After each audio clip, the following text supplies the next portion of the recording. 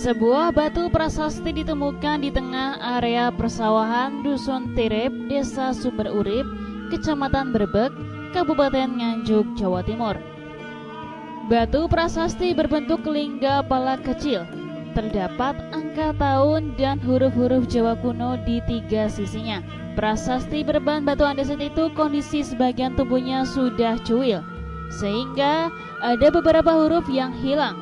Berukuran tinggi 47 cm, lebar bawah 27 cm, lebar atas 47 cm, lebar bawah tubuh 22 cm, tebal bawah 22 cm, dan tebal atas 22 cm.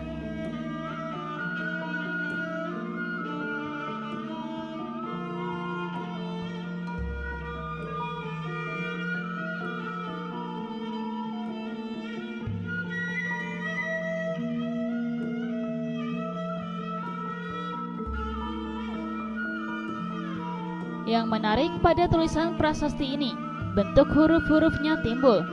Di dekat prasasti ada sebuah batu empak berbahan dari batu andesit juga. Masih satu lokasi dengan prasasti, juga ditemukan batu teas atau batu sebagai penanda penetapan sima.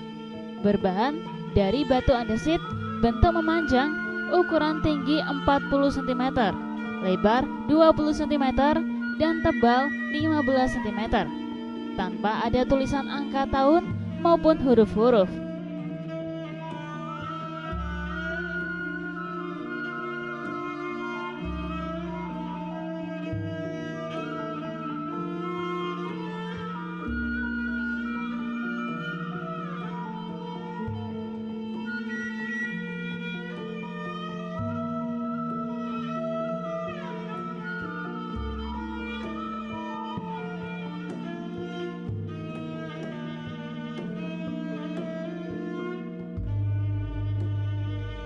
Menurut Aristrio Effendi, tim penelusuran sejarah dan situs Nganjuk, angka pada prasasti menunjukkan tahun 1116 Saka atau 1194 Masehi, sedangkan huruf-huruf di tiga sisinya belum berhasil dibaca.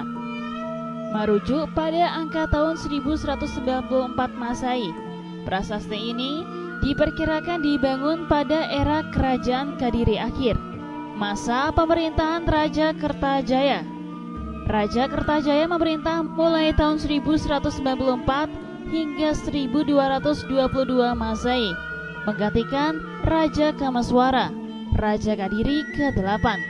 Menurut sejarahnya, Sri Maharaja Kertajaya adalah Raja Kadiri terakhir.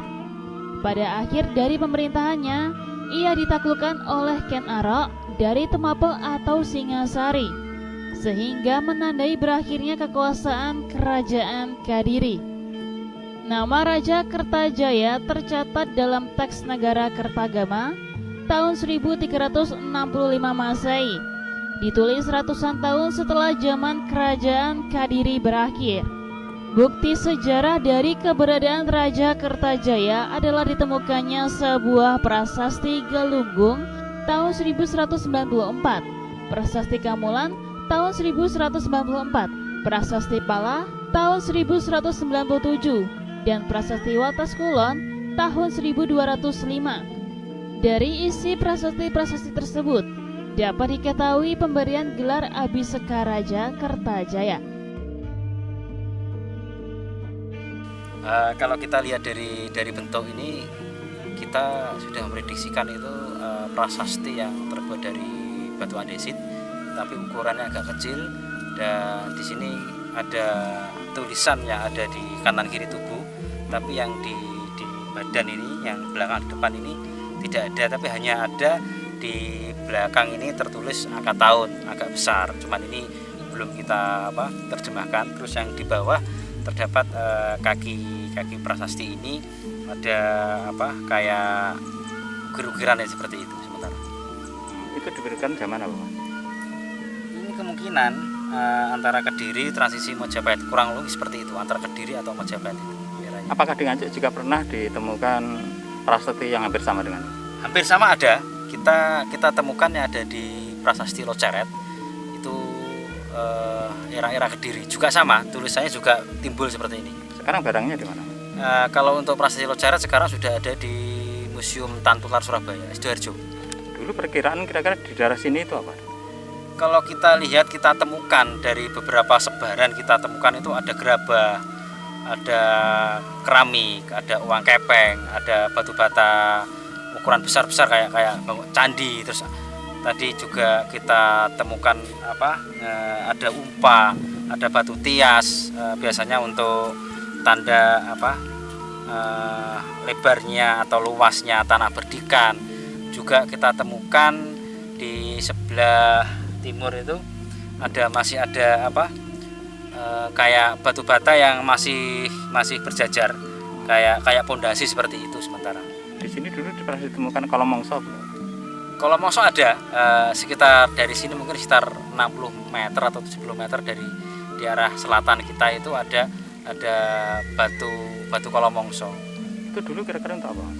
Kalau batu kolom mongso jelas itu hanya untuk hitung-hitungan masa, hari, bulan, tahun, atau mungkin cuaca, atau mungkin musim hujan, atau musim kering, atau mungkin musim cocok tanam, seperti itu kalau untuk fungsi era-era dulu.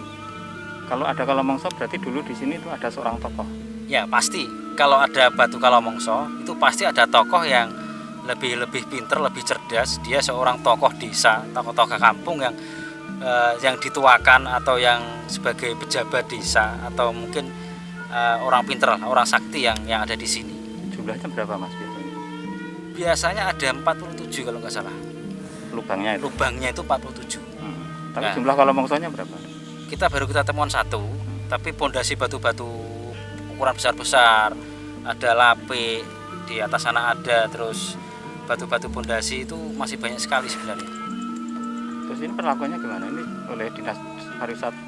Nah, ini kita masukkan ke database registrasi cagar budaya daerah atau provinsi atau nasional. Ini semoga nanti biar terrealisasi, dan ini sering saya datangi lah. Itu belum bisa dibaca Mas? Ini sementara belum bisa baca sama sekali. Ini ada yang agak pecah yang pas pojok ini, akhirnya kita belum bisa translate-nya belum bisa. Sebenarnya penemuan prasasti yang belum diketahui namanya itu masih satu area perkampungan kuno desa setempat.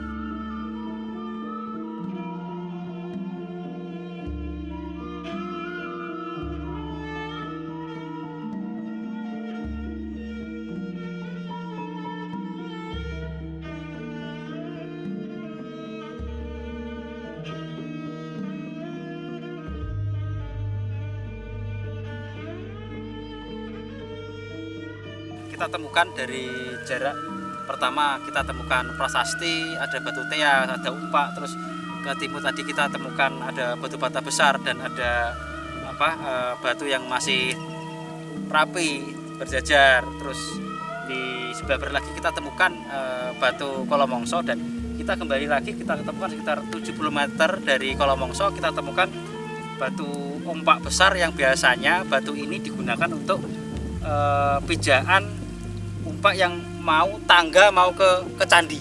Ini ukurannya kurang lebih ada 1 meter panjangnya, terus tebalnya ini kelihatannya kurang lebih ada hampir 30 cm ini.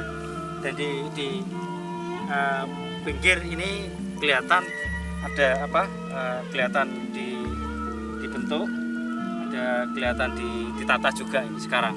Ini posisi di pinggir sungai kecil. Dan di kanan kiri kita temukan beberapa batu besar, ukurannya batu-batu kuno yang biasanya digunakan untuk bangunan percandian atau tempat-tempat peribadatan era-era kerajaan. Di sekitarnya telah ditemukan banyak artefak bernilai sejarah.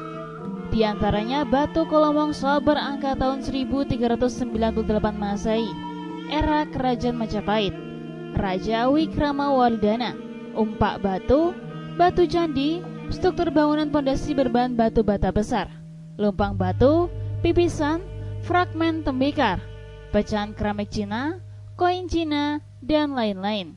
Menurut Samiran, batu prasasti dan sejumlah benda kuno tersebut dibiarkan begitu saja di tempatnya. Bahkan, banyak yang hilang atau ditanam kembali di area persawahan.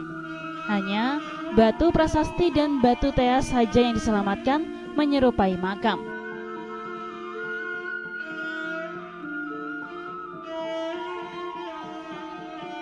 Dulu di perkiraan ini sebagai apa Pak? Di perkiraan kampung Pak, Dulu mendapat cerita ini dari siapa? Rimba. Nah, ceritanya gimana Pak? Dulu. Ceritanya sini itu wilayah kampung, lalu sini buat sawah, orang dipindah ke timur. Bukti-bukti selain batu ini apa saja Pak yang bisa ditemukan di daerah sini? Can boto lah besar-besar kata Pak. Banyak ya, banyak ya. Umpak ada Pak? Ada, Terus batu kalau mangsa juga ada Pak? ada Ada. Terus ini namanya apa di belakang saya batu ini? batu apa? Umpak. Umpak ya. Ya. Ini sejak kapan Pak ditemukan batu-batu ini? Sudah lama Pak. Sudah lama ya. Terus oleh warga sini diperlakukan seperti apa Pak? Ya, di uri-uri, koden, Gitu ya. Pak ini sebenarnya makam atau bukan Pak? kira-kira ya bukan Pak. Bukan ya. Karena karena batunya seperti itu ya.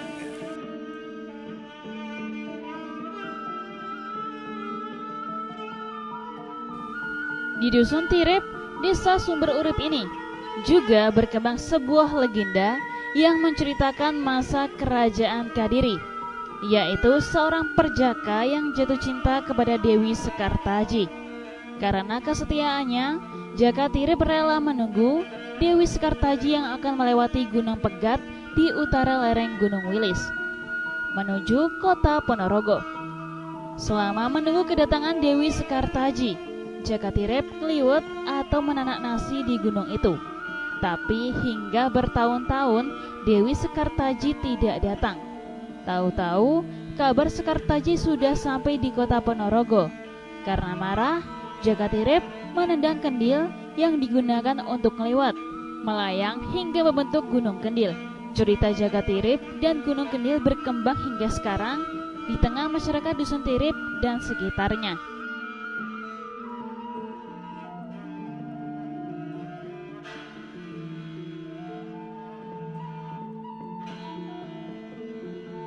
Dari Nganjuk, Jawa Timur, Nganjuk TV melaporkan.